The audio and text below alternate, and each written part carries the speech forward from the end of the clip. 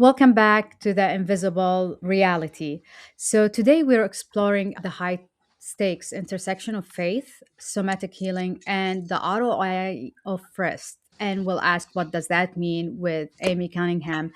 Amy is a 900 hours yoga therapist and the founder of Wyld Wellness. Welcome to the podcast, Amy. Thanks for having me. You've shared that your transition began with an autoimmune diagnosis and chronic fatigue. At your lowest, you felt called to breathe, move, and be still. For the high achievers listeners who view movement as a task to be optimized, how did that first small step of differ from performative fitness we see in mainstream culture? How's that different? So, when you're really sick like that and you're bedbound, you're willing to do about anything to get well. And I just wish more people would think about that before they do those things that get them to that point in the first place.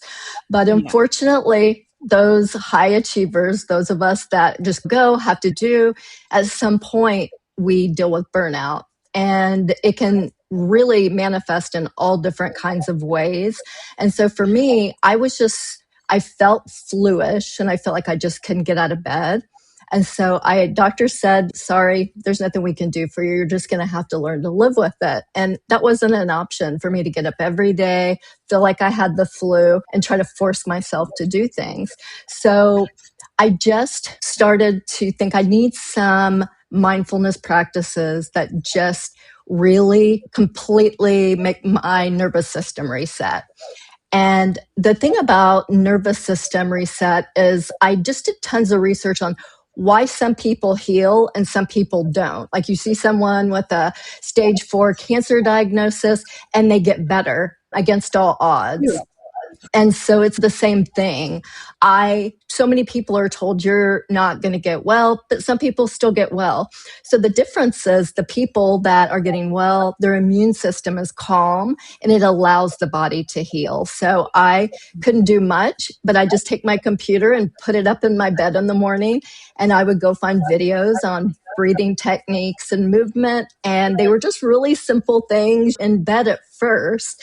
And then that gave me more energy and more peace. And I just started to heal and really saw this as, wow, this is really cool. And when you add your own faith and spirituality to it, then the outcomes go way up because you believe in something that is bigger than yourself. There's hope, and that's a huge key. So when you take the hope, you put that together with allowing your body a space where it can truly heal, then it all comes together. Wow, that's very true. That question is always in my mind, like why are some people heal and some others don't? And what I noticed that people who have like negative perspective of life and don't relate, they are not at peace inside. They don't include their spirituality or they don't heal. But Right. others, even if they have, as you said, stage 4 cancer, they would heal because of the inner peace and spirituality. Yeah. So before I go to the next question, you were like for 30 years in high corporate life, right? Yeah. So is that the point of transition for you when you got diagnosed? Yeah. So I had come right out of school and I just always wanted to do well. And I just had so much energy. I look back at that person that had all that energy and I'm like, if I could just take a little bit of it. But just doing that, being a mom of 3 and there were times where I was a single mom. And so just being able to really cope with all that, I just started getting all kinds of symptoms. Like it started with migraines and then it moved into other things. And I'm sure that everyone can relate to that because there's signs of burnout. And I thought that was all it was, burnout. But when you allow your body to get in that space where you're always in fight or flight, you're going, trying to sell and all those things, it really takes a toll. And so I went into college publishing. And so I started out in sales. I've been an editor, marketing manager. I've done the tech specialist role, a little bit of everything. I wanted to be the national sales manager. And as soon as I saw I could get that, I just decided I would rather also have time for my children. But I just needed to know I could do it. And then I got sick and I just couldn't lay there and be still. My brain wanted to create and do those things. But yet I can't really move. And so I think so many people are headed for that. And it's really my passion to help them not to get to the point I did. And then also to learn how to take people that have got to that point, unfortunately, and walk them out of it, letting them know that you can get better. And it's really important that you believe that. That's a big transition because people in like high stakes and like they are very high achievers, they would think if they transition to that, they feel empty, but it's not because you're giving to the community, you're giving to yourself. Like you can't hold it up for all of your life. So I'm glad you did that. So in sales, we're taught to outwork the competition. You try to outwork your own biology. What was the most difficult thing you had to unlearn about productivity to actually allow yourself to heal? So you actually get more done if you take those breaks. And this is from someone who never allowed themselves to get up off the couch to go to the bathroom or get food if I was completely focused on a task. I always felt bad. I'd get a headache, like my body was speaking, get up, move, get a drink, eat. But I'm like, no, I got to get this done. So you get so laser focused and you think if you do anything outside of that, it's just going to make you not get things done as quickly, everything you just talked about. But when I had no choice but to add these things, I saw, wow, my productivity went way up in those other times. So I was getting really more done and taking care of myself, and my body just screaming to want that balance. So definitely.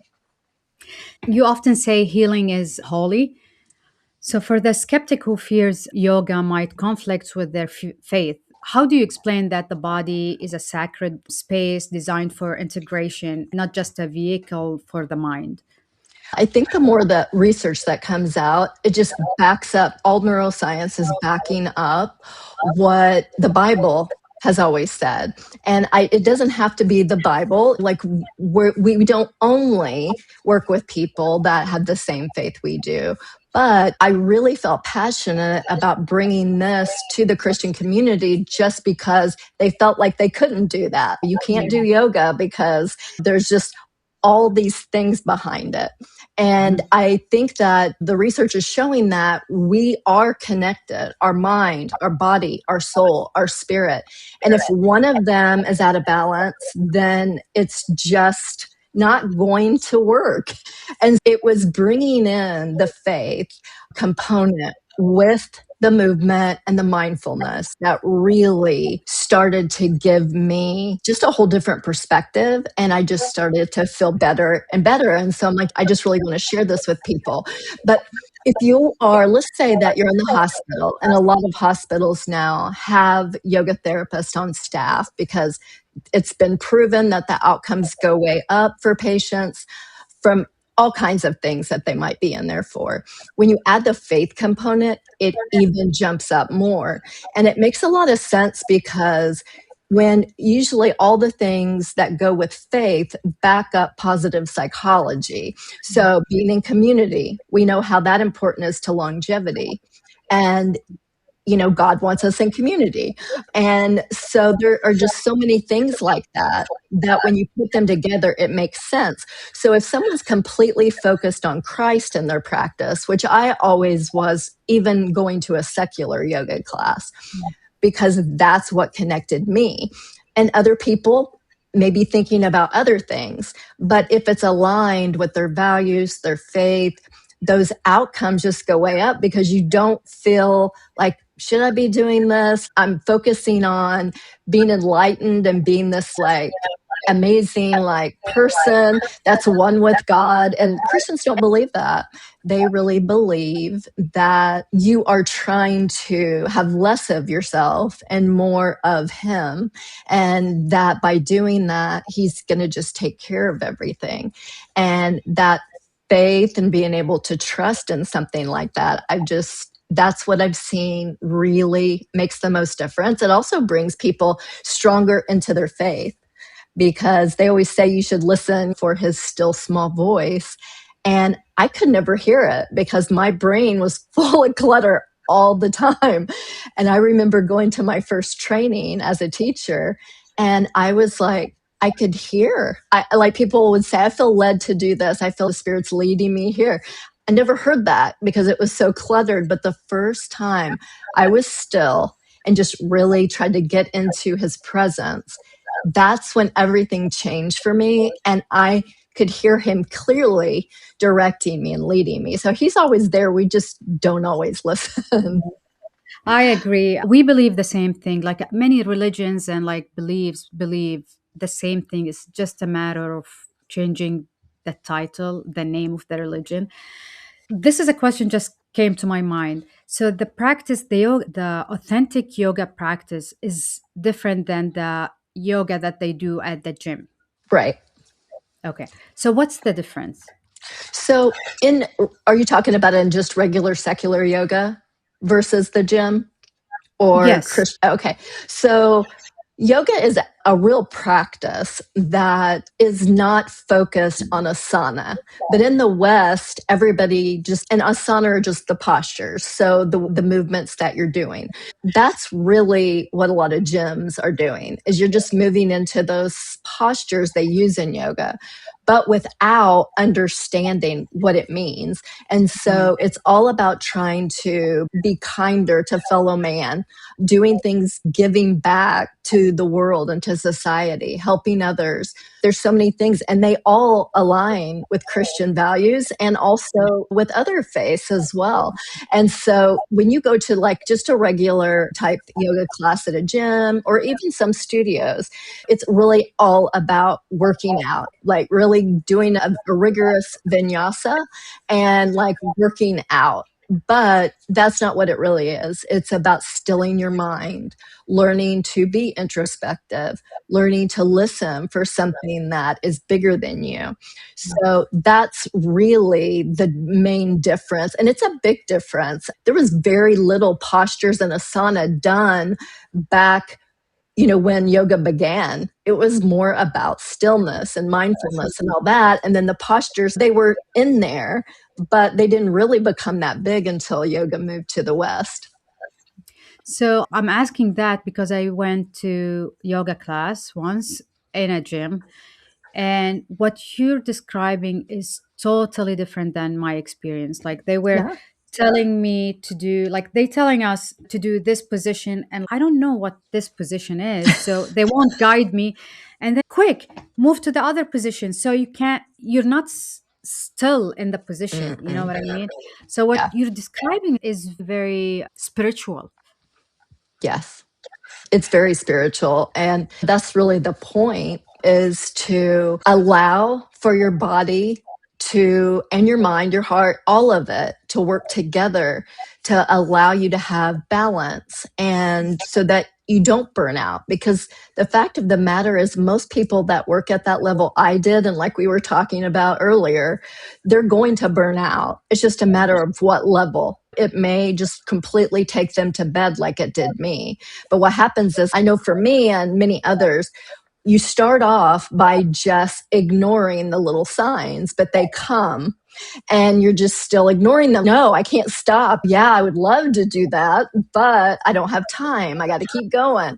And you realize that that's not part of it. That is really what it's all about, is being able to still your mind, to have more control, to not let outer influences really affect you. So when you are practicing in a real spiritual practice, you are really focused on those things. The other thing people don't realize, they don't think that they've had a workout unless they do the different poses and postures and things like that. So they don't feel like it's a workout. But the problem is when you go and you do a really aerobic vinyasa, you don't get the same benefits from yoga that it was meant to have. So it's better sometimes to do a restorative practice or a slow movement where you can think. Yin is very healing. It's where you hold something for anywhere from about 3 to 7 minutes. So you're Wow. in that for a while and you're focused on whatever that is. And so for me, I just like to picture things and I lead people through a guided rest or a nidra. And I will say, you're walking in a garden and Jesus, and he looks so calm. And so it depends on the audience. There are times where I volunteer at survivor resource centers and things like that for women that have been through a lot. And some women have had spiritual abuse. So you can't like really even bring that up, but you can hold that sacred space for them. You can allow them to rest. You can allow them to trust again. And all of that really is where the shift happens. But yeah, it's definitely not it's not about exercise. That's one small component. Yeah, I remember I went once and I didn't like it because what I went for was not the exercise. I was like, I wanted to just move slowly.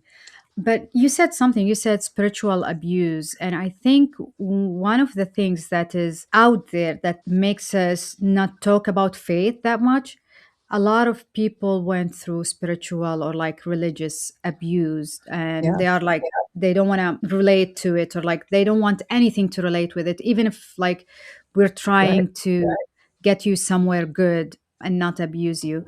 So that's a valid, like a very important point. So you offer faith-based integration, right? Yes.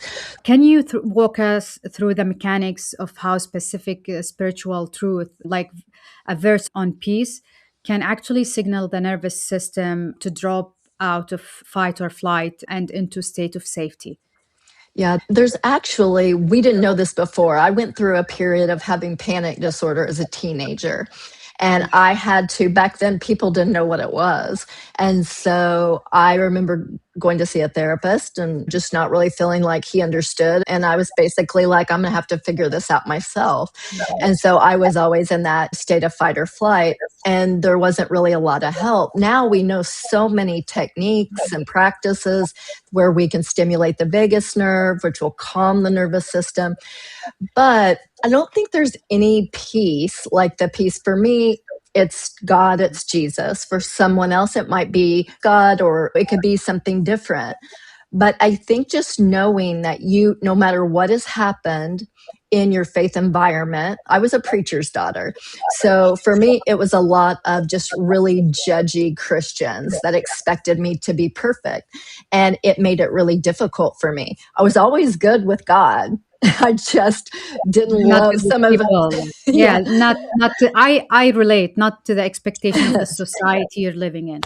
And I think a lot of people have gone through that. So I always there's always like an intake form at the beginning to find out if they want to share what things they want to work on. And they'll tell you, like, if there's trauma, they will explain to you what they've been through.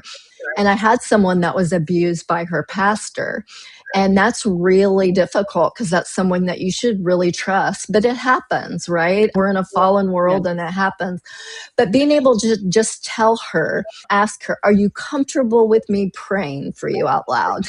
And is it okay? Like always asking for permission to touch, to make sure the environment feels peaceful and safe. All of those things. And then they may have always been great with God too, but not necessarily they had these experiences, and just helping them to walk through that and release the trauma from the body, because now we know that trauma stays in the body. We can talk it out through therapy all we want, which is a great thing. However, if you don't move that out of your body, it's going to stay stuck and you're going to have physical illnesses because of it. So I just think that for me, when I focus on that part of it, we'll take, for instance, a scripture, like as simple as Psalms 46, be still and know that I am God.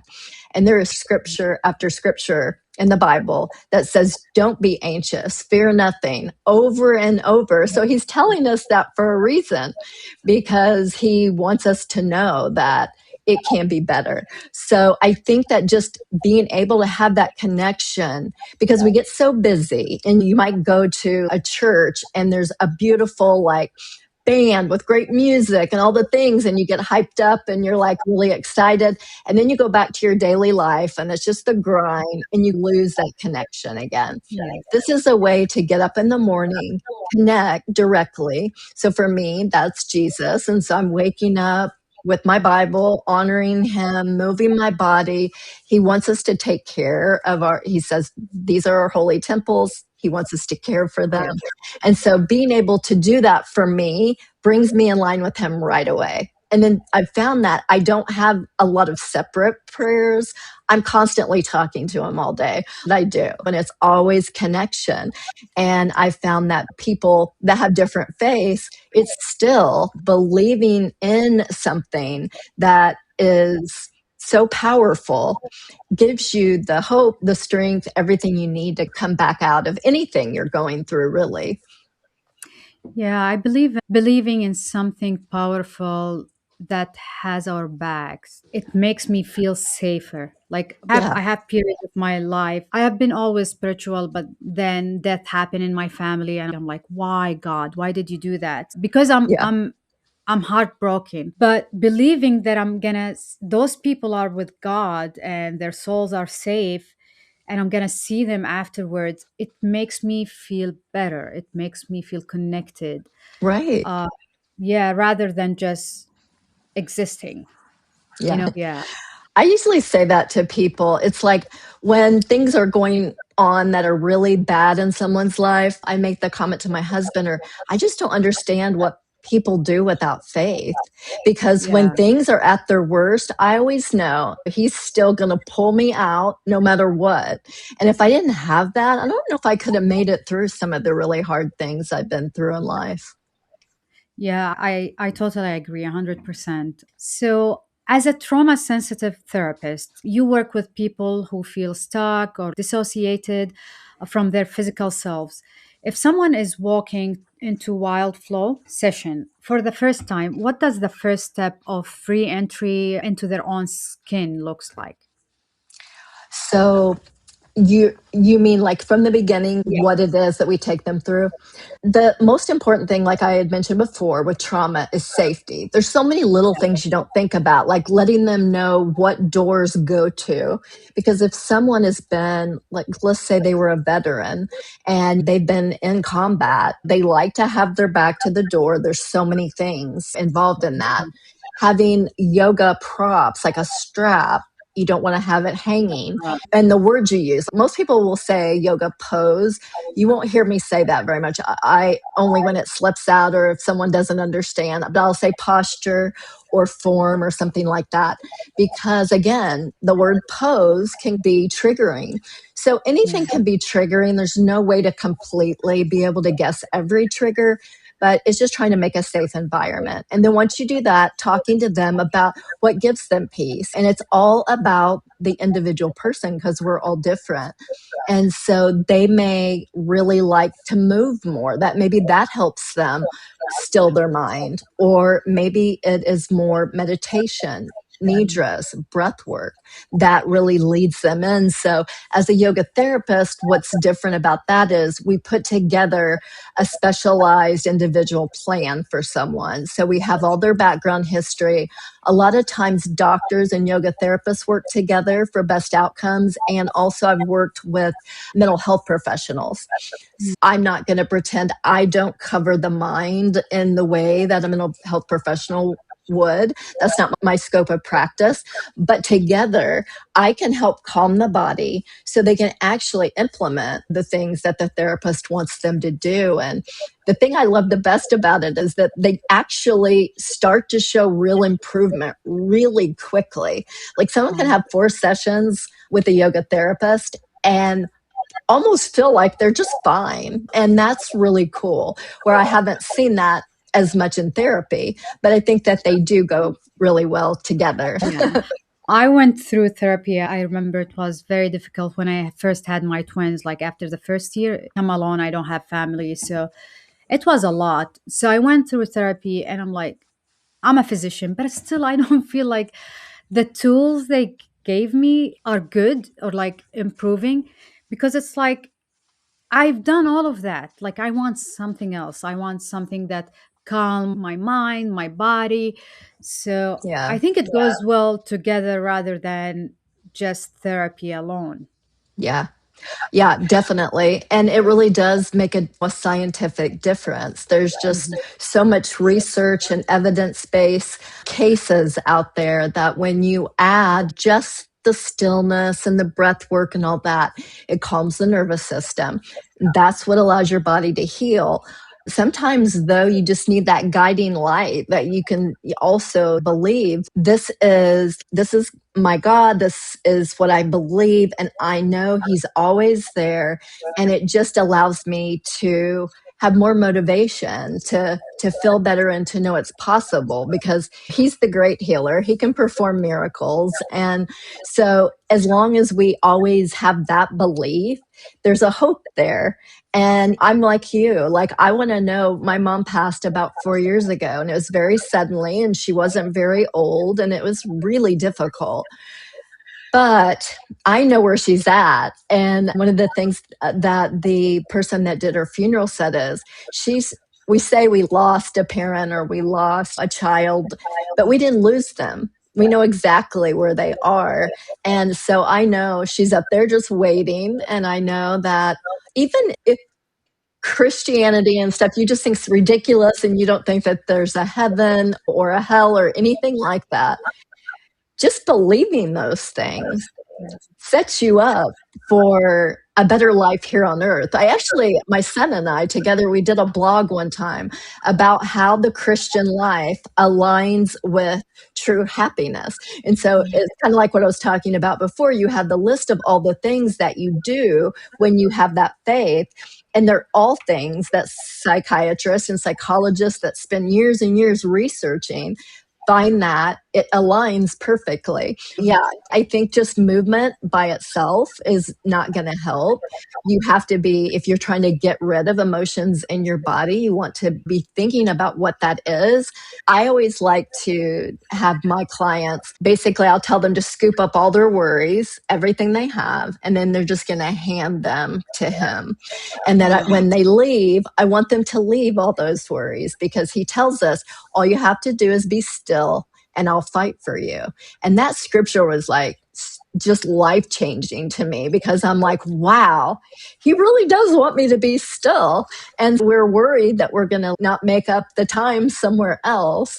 But like I said, it's the exact opposite. He never meant for us to work and work, and it's just debilitating on our bodies. And I think that when you incorporate the faith and all, that's where my true healing began. Had I not had God, I don't know if maybe just yoga alone would have helped. So combining it is so powerful and really life changing to so many.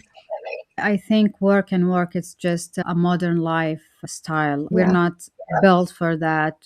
I think God wants us to be like slower at least. Because of the modern life, I feel like we don't give ourselves or God the time we need to. And it's like just people are working so hard to provide and yeah, it's just we lost him somewhere. Yeah.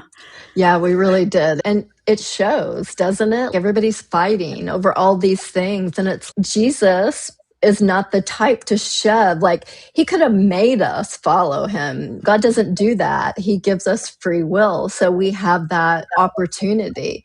When that's what our focus is, then it really changes the way that you do manage your day. And it's a really nice change. And I see people go from being completely stressed out to just, even after one session, sleeping like a baby that night.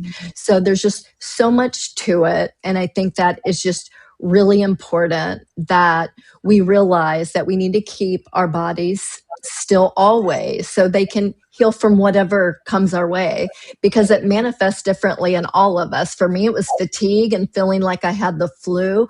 For some people, it's fibromyalgia type symptoms or all those things.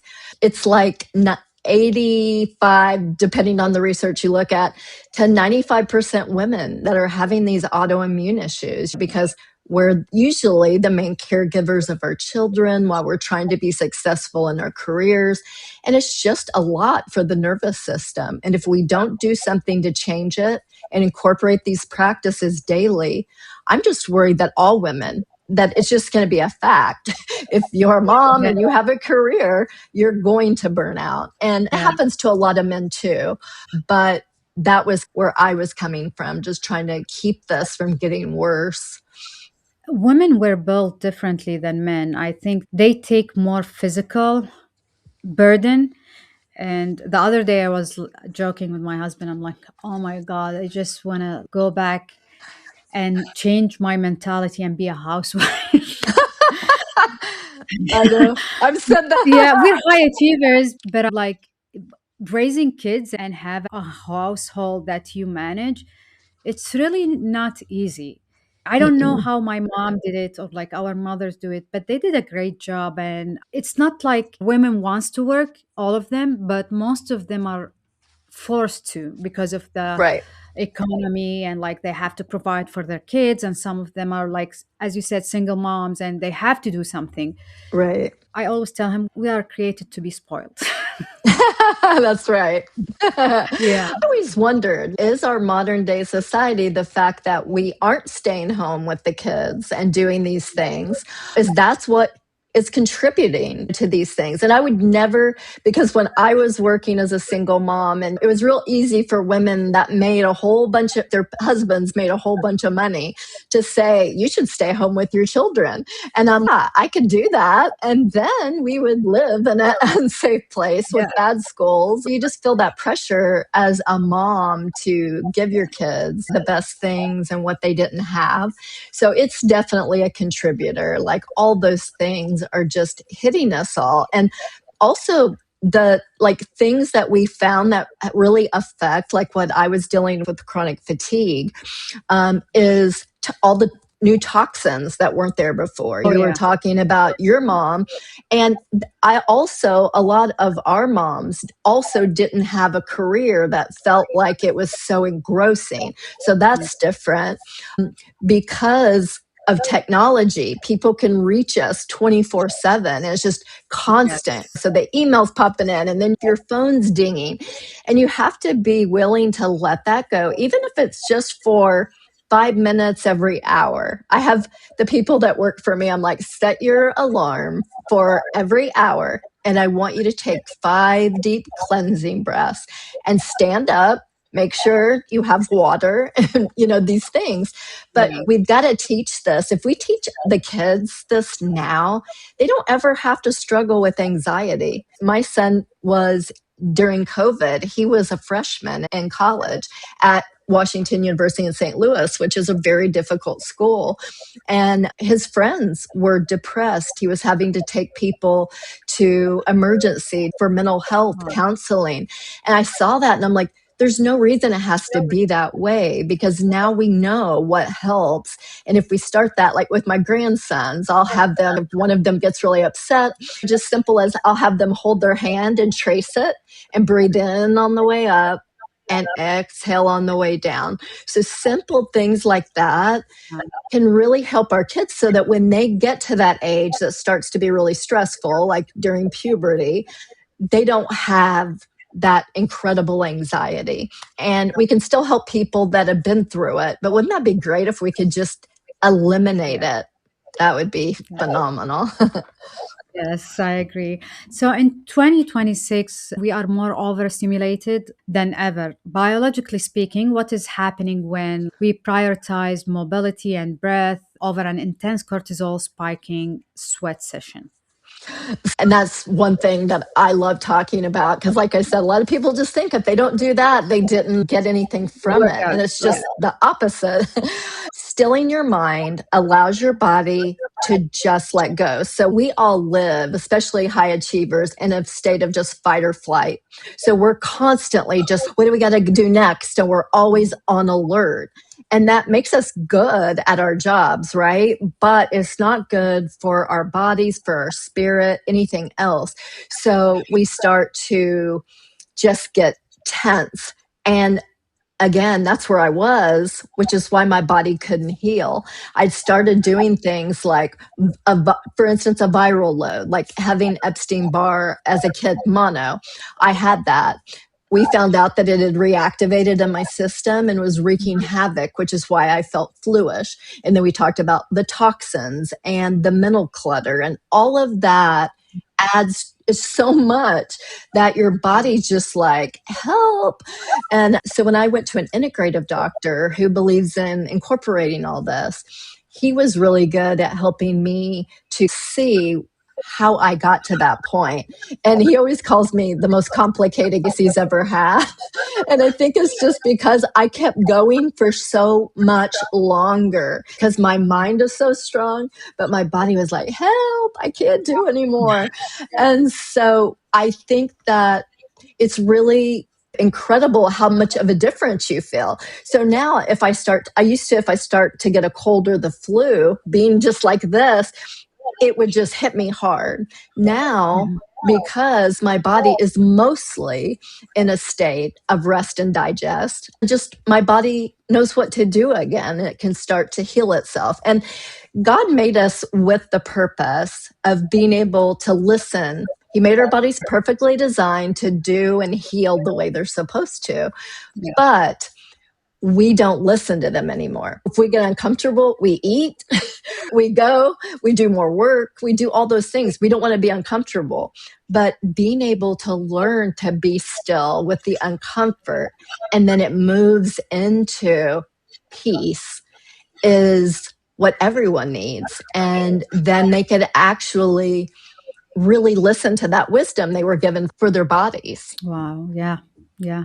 So I'm one of those people who, when I take it slow, I don't feel like I got the workout I need to do, but I'm learning. Um, You did a TEDx talk, right? No, I haven't done that yet. No. Yeah, you should do a TEDx talk because I feel like a lot of people need to hear what you really have. So I want to talk about the worthy plus wild philosophy. The Okay. name feels like beautiful tension. Worthy feels grounded, wild feels free. How do these two concepts together create a sustainable healing philosophy? So the worthy comes from we're all worthy to heal. It doesn't matter our Mhm. backgrounds, what we've been through. We are all worthy of healing and we're all worthy of love and we're all worthy to have peace in our lives, all those things. And then the wild part of it, like you said, it has a lot to do with being free from all of the stuff that like bogs us down. Also, there are some of us, and I know I'm especially this way, that I was raised in the church as a preacher's daughter, but I just always pushed the envelope a bit. I didn't just think the way people wanted me to think. I was always questioning, and what does that mean? And what should I do? And so because of that, I just have always felt like I didn't fit sometimes into the traditional church mold for myself. And that sometimes that doesn't go over well, especially when you live in a small town. And so some people aren't as open minded. So I wanted a place where everybody could feel like they could come and heal. And there's so many Christians that were, maybe they went through a bad season and they had a problem with substances, or they went through a divorce and they feel like they don't deserve to come to church. There's actually people, there's studies that people will come to church on a Saturday night, but not a Sunday morning. If they've been through a lot in their lives, they don't feel worthy, but they'll come for whatever reason on Saturday because it doesn't feel as. And so I'm like, I want this space where people, even though they feel like they love God, but they feel like they're isolated from that community, or that He's not going to forgive them, to be able to walk them into a space and say, you are absolutely worthy of that. And it's nice that I've lived through some of that, because I can say, I don't fit into that mold either. All I know is what the Bible says and what I'm supposed to do. And being connected and calm in those moments allows me to know what I'm being led to do, and really listening instead of just putting all this Yeah. stuff in my brain that, oh, you got to do this, and then it's got to be this. And it just gets bigger and bigger. And so, yeah, I think that when we're in that state of calm, it's just really incredible, because your body knows what to do. You can hear, you can think clearly. And let's be honest, most of us are just surviving in this culture. We're not doing anything other than surviving. And that's really sad. And we should be thriving and helping one another and all of those things. So Worthy and Wild, to me, just represented all of that. We're all worthy. Here's a community. No one will be turned away. We're here for you. And people feel so lonely right now with everything. And people are more depressed than ever, have more anxiety. We can stop that if people that have the knowledge share it. And that's where I've really grown. And at first, it was just going to be a really robust, all in one place for healing and to feel comfortable in those different environments as a Christian, as well as someone that already subscribes to the philosophies of that. And I think that what really makes the biggest difference is when we're open-minded enough to bring people in, and then the stillness calms our mind, and then we think clearly, and we don't get into that monkey mind of do this, do that, back and forth. And even me recently, this was getting so big really quick. And I started to feel that exact stress I had when I was in the corporate world. And I'm like, I got to do this. This isn't working, the technology. And I'm like, okay, you're not doing this so you can feel bad again. And you've Yes. got to lead. So I thought, how can I make the biggest impact? And I still want to have resources for everyone and individuals.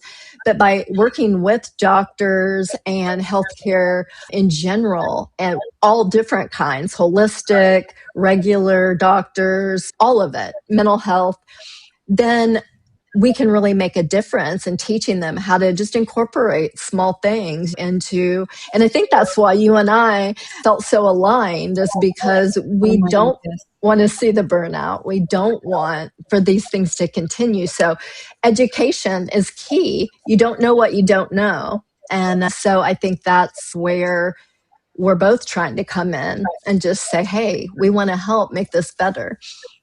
Yeah, and what you said about it's so deep. So the story behind it is very personal about being free, being out of the box. I can totally relate because I'm the same way. Like I was judged. I'm very close to God. I'm very good with people. Like I do what He asked us to do, but I don't follow leaderships or like the norm of society. Mm-hmm. Even my dad, you have to be different. And I'm like, okay. So now I don't share my thoughts and like my Yeah. beliefs. And I respect everyone's religion and belief, but I accept them the way they are. And the story behind Worthy Plus Wild is amazing because it's very personal. I've never thought it's that way. I thought it's just a catchy name. Yeah, no, it had a lot of meaning. And I just knew that there needed to be a space for people like me who became really sick, burnout, and for those that were just teetering on that edge to come and get real strategies to help. Because when you go through that on your own, especially as a teenager, and you really realize no one has any clue what is going on with you, Yes. and you have to walk through that by yourself. I prayed every day for 6 months about the anxiety attacks. I'm like, God, please just take this away from me. And at about the 6 month mark, it just went away. I didn't have anxiety. Now it came back later, years later. And then I noticed when I started learning to share yoga and mindfulness and all these things, I realized that it's really important to I lost my train of thought of exactly where I was going with that, but just being able to now have real life things that can help people, like that would have been amazing. Just like something as simple as massaging your ears to stimulate your vagus nerve so your body calms, or rubbing along your vagus nerve in order to calm. There's just so many things like that we can do to make a big difference. And I think we all have that. I'm same way with my dad. He looks at it as very black and white, and I Yeah. don't. And so I Really. completely get that. But it's great to be able to walk other people that have been there and say, hey, it can get better. There's lots of things you can do. And just trying to make the most difference you can. So, Amy, as a lead master trainer for Yoga Faith, you're literally training the next generation of healers. We've moved away from fitness toward introspective wellness, actually feeling from the inside out. What is the biggest shift you're seeing in what people are hungry for in their wellness practice this year? I think peace and calm and clarity, like just getting that mind to calm down feels so good, to be able to really have a complete thought without feeling like I need to run here. People just are stressed out. And so I have a class I do for some ladies. I have a studio in my house, and it's looks out at the lake, and we have some beautiful hammocks, and I put them in there at the end for what's called Shavasana. I call it resting angel. And we put them in there and I rock them, and they're like completely cocooned, Ah, and I make sure to have hot tea afterwards. I do hot towels on the face, just anything that will help them to just escape their life mm, and not even escape it, but some people might want to do that. Some people just really want to lean more into connecting with the spirit. And yes. so they really just want peace. They don't want to feel anxiety. And they want movement also that keeps them flexible and gives them energy and that kind of thing. So that's probably the biggest thing. It's beautiful. Thank you, Amy, for being the bridge between the clinical world of therapy and the spiritual world of faith. You reminded us today that our bodies aren't just machines to be driven. They are sacred spaces where healing is constant invitation. And for our listeners who wants to check out your website, we're going to have your website under the video. Thank you so much. This was very insightful, and I look forward to another podcast with you. That's awesome. I'm really glad that you reached out, and I'm just excited to see what we can put our minds to, but in a calm way, not a Yes, stressful way. yes, thank you.